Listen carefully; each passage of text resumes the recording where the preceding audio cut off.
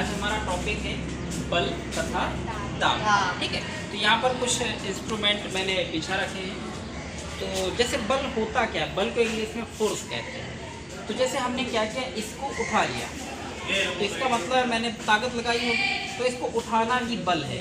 आपने इसको छोड़ दिया, ये बल मतलब खींचने और खींचने और धकेलने की प्रक्रिया को बल कहते हैं। तो बल क्या है, एक प्रक्रिया है, क्रिया है, खींचने और धकेलने। अब हम इस बल के प्रभाव बताएंगे कि बल किस किस पर डिपेंड करता है, कैसे बल ज़्यादा होता है, कैसे बल कम होता है। तो कुछ इंस्ट्रूमेंट मैंने यहाँ पर फैला रखे हैं, इसमें से आप आइए पहले इसको उठा के क्रम से उठा को देखना है। उठाया, रखते जाओ, इसको उठाइए। तो ये उससे इसको उठाने में ज़्यादा बल लगा या उसको, इसको उठाने में ज़्यादा बल क्यों लगा? क्योंकि ये उससे भारी है।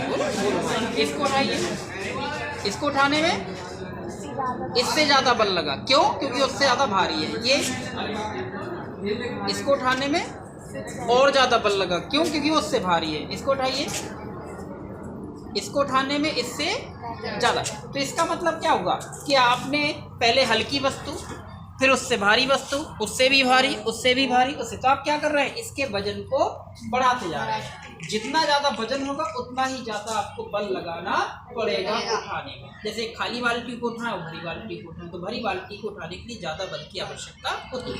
इसका मतलब बल परिमाण पर निर्भर करता है। परिमाण मतलब उसकी वैल्यू, उसका द्रव्यमान पर निर्भर करता है। ठीक है, अब बात आती है इसके आगे। देखो हम क्या कर सकते हैं, और बल का प्रभाव देख लीजिए।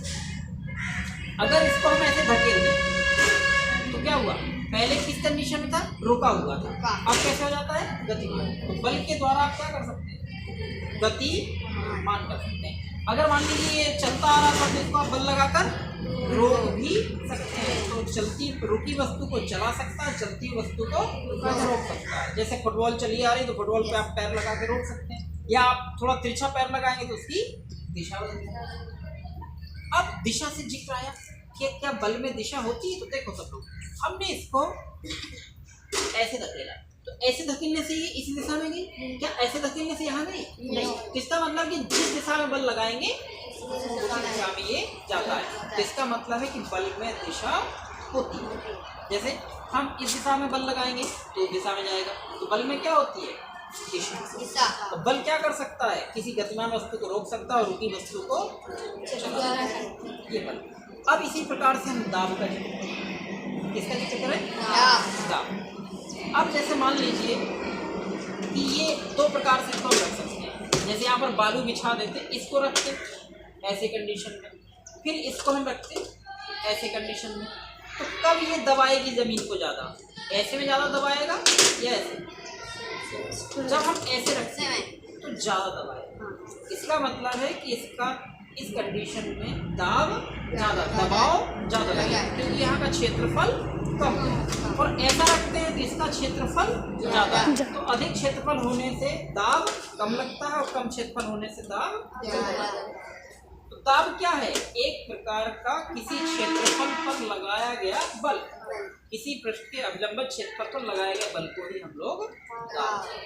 तो दाब के ढेर सारे उदाहरण, जैसे कील, एक मोटी कील दीवार में ठोकनी और एक पतली कील, और दोनों पे समान बल लगा के ठोको, कौन जल्दी लग जाएगी, पतली।